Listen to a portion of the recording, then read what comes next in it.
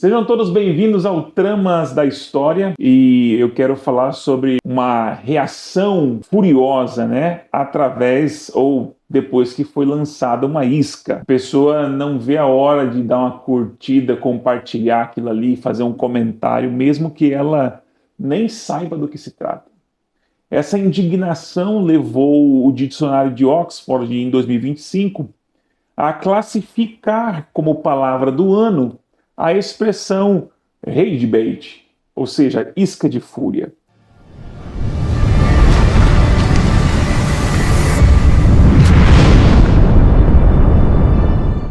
Aquilo que provoca raiva e indignação, mas propositalmente para aumento de tráfego na internet, nas redes sociais, aumento do engajamento. Então, é algo proposital. Nesse sentido, rage bait tem a ver aí com quase uma armadilha afetiva para capturar nossas atenções, nosso sentimento e, mais uma vez, aí nos colocar na bolha, né? Então, na verdade, não estamos falando de um processo que é novo, né? 1898, se eu não estiver enganado, o navio encouraçado USS Maine, acho que é essa a expressão, dos Estados Unidos, na Baía de Havana, próxima a Cuba, portanto, Baía de Havana, ele afundou, explodiu, literalmente explodiu. 1898. E os jornais da época, os jornais amarelos ou marrons, como alguns querem falar, começaram a encontrar os culpados, né? Porque tinha que achar um culpado. Depois os relatórios vão mostrar que, na verdade, houve uma explosão. Morreram 260 pessoas nessa explosão. Muita gente morreu. E ele carregava muita munição, pólvora e tal, e ocasionou que houve uma explosão e morreram centenas de pessoas. Bom, mas a ideia é que cadê o culpado?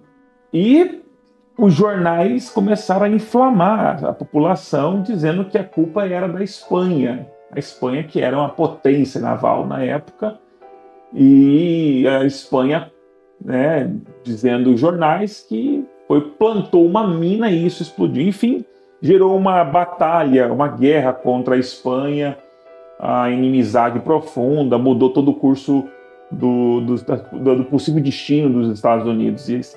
Mas o que é importante é que as pessoas começaram a aumentar, se já tinham uma raiva contra a Espanha e determinadas pessoas, aumentaram essa raiva porque, em grande medida, foi potencializada pelas formas de comunicação que podemos dizer que são iscas de fúria. Tá?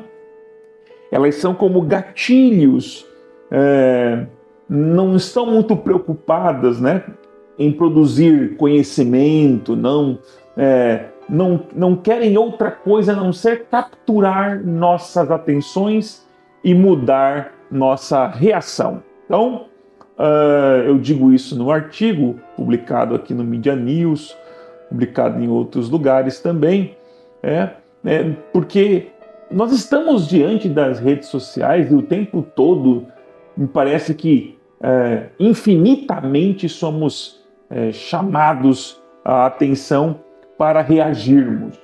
Né? E por que eu sou capturado por isso? Por que eu não simplesmente deixo de reagir? Porque a fórmula, o empacotamento é muito alvissareiro, é extremamente impactante e afetivo. Então, todo um rótulo, música, encenação, o horário que chega a essas informações, a maneira como as cores das palavras, a maneira da edição, como tudo isso é colocado, Somado a esses fatores está a ideia de que nós somos seres completamente convencidos que temos que mudar a humanidade. Nunca existiu uma época em que a maioria das pessoas estão envolvidas numa espécie de cruzada contra a maldade. E se existia um React Bait antes, como eu disse, hoje ele é potencializado pelas redes sociais. As redes sociais explodiram as formas de comunicação e diversificaram em muito a maneira como nós reagimos às informações. Então, a maneira como é posto a ideia de React Bait é exatamente nesse circuito onde nós sentimos necessidade de juízo, sentimos necessidade de que aquilo que está se vendo seja punido, por exemplo, né? E então reagimos, curtimos, compartilhamos e etc. E ficamos presos naquilo, né? Então, não é uma notícia que quer te fazer compreender um processo maior. Não se trata de uma explicação do funcionamento social, não. É apenas para que nós possamos, a partir da provocação, e aí reação, e essa reação vai ter repetição, que vai, portanto, gerar tráfego e gerar mais recursos. Então, nós estamos envolvidos nisso. A grande verdade é que é muito difícil de escapar, porque a gente vive irritado com muitas coisas. Imagina você chegando do seu serviço e aí você está irritado com o baixo salário, com isso mais aquilo, com o político X, e quando você vai mexer no celular, porque vai mexer no celular, você vai encontrar algo parecido, e você pensa que foi por acaso, mas o algoritmo, a inteligência por detrás do algoritmo, essa inteligência artificial está captando tudo através do som, através da localização e das interações com outras pessoas e vai propositalmente te levar a reagir. Então, te leva para uma bolha. A bolha vai fazer você circular dentro desses espaços carregados de iscas para sermos presos nessa teia de espetáculo, né? Wedderburn, 1967, quando ele falava da sociedade do espetáculo, ele dizia que a modernidade caminhava para um mundo onde as imagens e as representações não apenas mediavam a realidade, mas substituíam-nas. A realidade já não era mais aquilo que vivenciamos no dia a dia, no cotidiano, mas é aquilo que está sendo representado para mim. As redes sociais, do ponto de vista da representação da realidade, é muito maior do que as encenações jornalísticas do tempo da década de 60, ou os filmes, as novelas. As redes sociais têm uma espécie de esteroide anabolizante nesse processo. Tudo é muito editado, muito embalado, tudo preparado, tudo muito organizado para reagirmos e ficarmos presos. Não é que é fácil de lidar com isso, portanto, como eu explico, mas é que mesmo que a gente esteja preso, a gente percebe, muitos percebem que estão presos. Esses mecanismos não são exclusivos do ambiente político ou do ambiente econômico. Esses mecanismos atravessam todas as ideologias, atravessam religiões. Esses mecanismos de nos prender pela atenção, pela fúria, habita espaços religiosos, habita causas nobres, né? Quando você pensa que a pessoa está produzindo conteúdo porque ela quer salvar a humanidade ou que ela quer pregar uma palavra de transformação, ela na verdade está capturando você para engajamentos usando causas honrosas e honestas. O que eu estou dizendo é que essa isca de fúria ou rage bait é uma fórmula que as redes sociais têm utilizado para aumentar seguidores. Então, isso tem se espalhado, tem se tornado uma espécie de febre generalizada. No Brasil, segundo alguns registros, nós temos aproximadamente, isso Report Digital, 2024, acho que é 2024, diz que 144 milhões de brasileiros estão conectados de alguma forma às redes sociais. Isso representaria algo em torno de 66%, 66 e alguma coisa, por cento da população brasileira envolvida com redes sociais. Ora, imagine essas pessoas chegando em suas casas para lidar com essas publicações, para tentar um momento de distração, tentando distraírem-se, tentando uma diversão, né? Querendo talvez aí um alívio para sair dessa prisão que seria a vida como ela é, né? E aí não tem instrução para todo mundo, não tem, vamos dizer assim, nem todo mundo tem capacidade para lidar com isso. Mas todos nós temos uma abertura afetiva a indignar-se com injustiça. Independente da instrução, independente dos níveis de, por assim dizer, níveis de intelectualidade, até mesmo para quem quer fazer distinção de sabedoria, há uma abertura afetiva para indignar-se com a violência que se faz, com pessoas que são mórbidas, pessoas que são desonestas, pessoas que são injustas, pessoas que são corruptas. E aí quando você vê isso, você já foi uma clicada, já deu uma compartilhada naquilo, vou também salvar a humanidade. Ora, quem me disse que eu tenho que salvar a humanidade?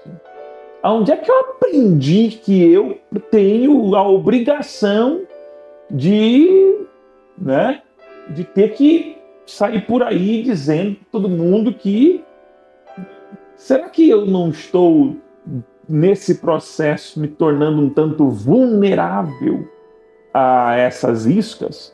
Ora, imagina que grandes empresas precisavam ou precisam de pessoas que saibam ouvir e tomar decisões. E para isso acontecer, elas precisam de certo espaço-tempo para analisar os processos e então tomar decisões.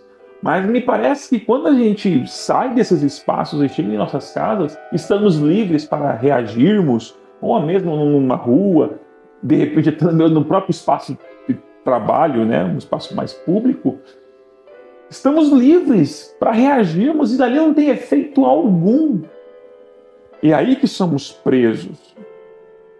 Porque raramente percebemos que por trás das muitas campanhas de fúria não está o combate ao mal, não está a salvação da humanidade.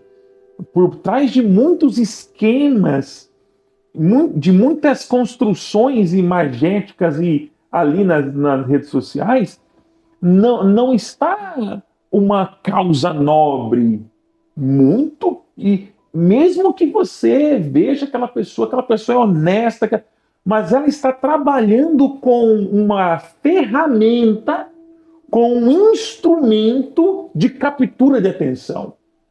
E nisso, às vezes, em grande medida, fazem com consciência, o que é um paradoxo, porque o que ela está propondo é algo contra a desonestidade, por assim dizer. Mas o que ela está fazendo é desonesto, porque está trabalhando com instrumentos que vão capturar a afetividade, a atenção, através, por assim dizer, do estômago do sujeito. Como se ele tivesse muita dificuldade para reagir. As pessoas reagem senta o dedo sem pensar. Compartilha antes de verificar. Indigna-se antes de ler a legenda. Quantas pessoas não sabem o que acontece, o que fez ali, não é capaz de terminar de ver um vídeo de 1 minuto. Será que estamos perdendo a capacidade de deter-nos perante uma determinada informação? Muitas pessoas não fazem a mínima ideia de como são produzidas essas informações. Então, tudo isso é para gerar tráfego. E mesmo que seja por uma causa virtuosa, para o bem da comunidade, para o bem da população, para o futuro, para o passado, em prol dos oprimidos, em prol dos opressores. Existe um instrumento que foi percebido, as grandes empresas percebem isso também, os grandes influencers sabem como funciona isso e promovem a reação, e porque nós estamos, às vezes, um tanto desapercebidos. Na verdade, no mercado das redes, sua liberdade de permanecer presa vale ouro. Quem está sendo vendido e negociado nas redes sociais é exatamente você e eu. Nós estamos sendo negociados. É a nossa atenção que está sendo pesada na balança. E aí vale tudo. Significa dizer que, no limite, o desafio é outro. Como eu disse no artigo, né? Como eu digo, em um mundo feito para capturar nossa atenção pela raiva, pelo ódio, parar e pensar tornou-se desobediência. É um ato de desobediência. No fim, o que está em jogo não é apenas o que eu sinto, mas é quem decide o que eu devo sentir. Então dá aquela sensação de que eu preciso reagir. Não é possível. Imagine um peixe que vê aquela isca, né? É assim que se vende iscas, né? Olha, o pacu, o pintado, a truta, eles não vão suportar quando ver essa isca aqui, porque isso aqui já foi estudado milhões de vezes, eles não resistem. Então as redes sociais, a internet, os grandes pesquisadores para isso, eles percebem o que é que você não resiste, o que é que eu não resisto. O algoritmo vai fazer de tudo para você encontrar essa isca e clicar. Sem pensar, sem ao menos refletir, sem terminar o vídeo se for um vídeo. Mas aquilo te chamou a atenção, processou centenas de informações, disparou certas dopaminas e você vai curtir. Mesmo que você não concorde no final das contas, você nem pensou, não leu a legenda, não entendeu nada, mas ao que representou, você reagiu. Te fez pulsar para aquilo. E era sobre isso. Eu acho que vale a pena parar para pensar. Eu acho que vale a pena. Vale a pena refletir sobre: eu preciso mesmo reagir? Por que é que eu tenho que reagir? E dizer para você mesmo, se você continuar reagindo, se eu continuo reagindo, seremos presas desse sistema que não está nem aí para a tua informação, que não quer a mínima... não há nenhuma intenção de reciclar alguma coisa, de tentar recuperar algo, de fazer justiça histórica, isso aí tudo é em razão de um sistema, de uma racionalidade neoliberal que trabalha para capturar-nos e transformar-nos em tráfego e, inclusive, vender a nossa atenção. Tramas da história têm a ver com problemas que nos indignam também. Nós estamos aqui para pensar, o pensamento crítico faz parte de nosso propósito aqui. Sejam todos bem-vindos. Se esse conteúdo te fez algum sentido, compartilhe. Se você gostou, deixe os comentários, ative as notificações e vamos seguir juntos. Não é que nós não iremos nos indignar, mas faremos isso com plena consciência. Até uma próxima oportunidade.